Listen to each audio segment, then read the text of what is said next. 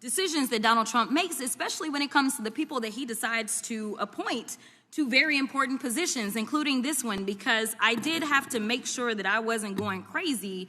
But when I say that you are the least qualified FBI director in the history of the FBI, that is real, because you are the only one that never even served with the FBI prior to joining, yet we are supposed to believe that you are the greatest thing since sliced bread. I didn't ask you a question. Now, what I want to go through is to talk about why you are a failure and why, honestly, we just need to tell you bye-bye. I know that you got a little upset and you put on your show for your boss because it seems like you're trying to save your job when it came to talking to Senator Booker yesterday.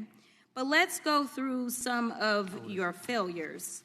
So before you were even confirmed, and I think one of my colleague from Georgia, pointed out that you were already targeting career officials so that you could direct illegal firings. Mind you, these cases that you were so upset about, which are the ones tied to Trump, the cases came through his handpicked FBI director.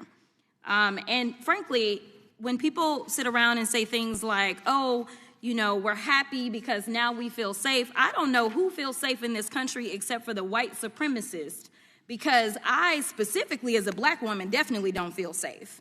And frankly, my colleagues have been real nice to you today, and I applaud them, but I don't have the same demeanor because I know that multiple colleagues on this side of the aisle have faced death threats. In fact, somebody tried to kill one of my colleagues. And frankly, I don't know if this FBI or under your leadership, if those people would have been caught. I don't have any confidence in you. And if we start talking about the reasons that I lack confidence, we could start with you not just wanting to acknowledge some simple facts. Simple facts like the vast majority of the threats are coming from right-wing extremism. And I know my colleagues have tried to stress this, but I decided that I would maybe do it in a different way. Number one, I have a couple of UCs. Kim Buck, one of multiple Republicans receiving death threats for voting against Jim Jordan as House Speaker. Without objection. Another one, Republican lawmaker says she received death threats after voting against Jim Jordan in Speaker's race. Without objection. In addition, there was another one from another colleague who now is leaving Congress because they said that they were calling his wife anonymously and threatening her life to the extent that she ended up sleeping with a firearm. Without objection. Okay, so here's the deal. How are we supposed to have confidence when you're sitting up here telling the Senate yesterday that it will take you 14 years before you can get the FBI fully staffed to do their jobs? You're also now redirecting resources so that they can go and play ICE agents on the streets. You're getting rid of your most qualified people. And even when it came down to somebody that you consider to be a friend, you were posted up having some fancy dinner to the extent that you posted not only once erroneously, you posted twice erroneously as it relates to catching somebody. And then you want to go and say, let me take a victory lap.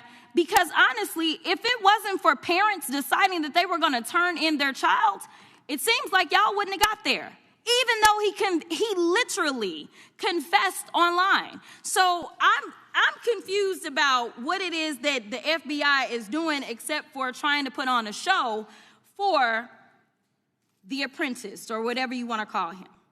The day after all of this took place, there was domestic terrorism that was taking place at HBCUs. They were targeted. Yet I didn't hear anything from the FBI about what was going on. And again, black people kept saying, how did we end up in this?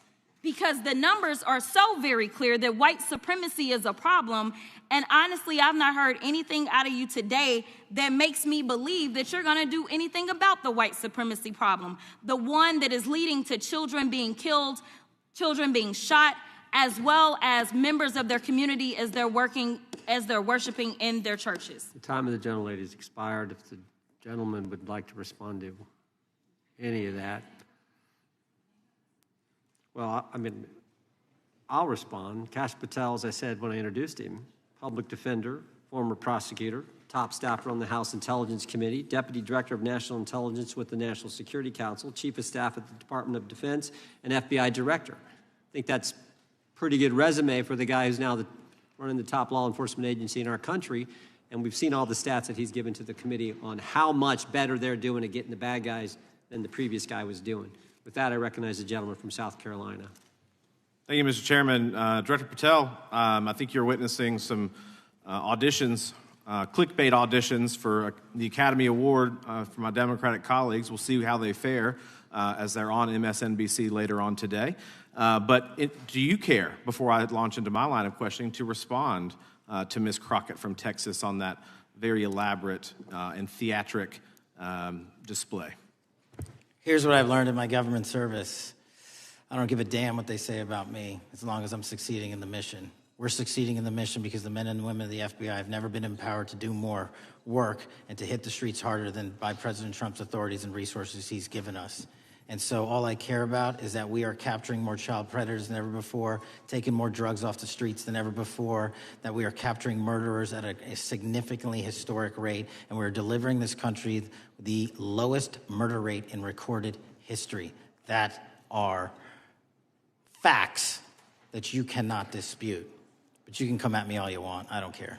Thank you, Director, for that, and we appreciate your service. We appreciate the results speak for themselves, I think, pretty plainly, and your commitment not only to results but to transparency, so we do appreciate that.